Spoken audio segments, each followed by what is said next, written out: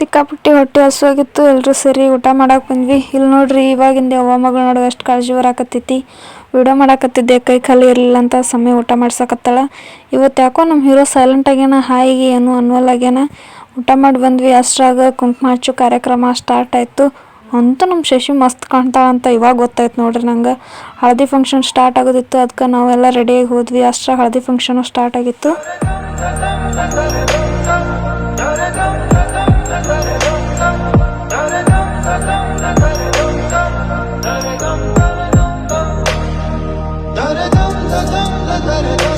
ಡುಮ್ಮಿ ಮದ್ವೆಗೇನು full ಜೋರಾಗೇನೆ ಅರ್ಶನ ಆಡ್ದೇವು ಬಿಡ್ರಿ. ನೂಳಂದೇನೋ ಮಾವು ಹೊತ್ಕೊಂಡು ಹೋಗೋ ಸಂಪ್ರದಾಯ ಅಂತ. ಇಲ್ಲಿ ನೋಡ್ರಿ, ಡುಮ್ಮಿಗೆ ಮಾಮಾರು ಹೊತ್ಕೊಂಡಾರ.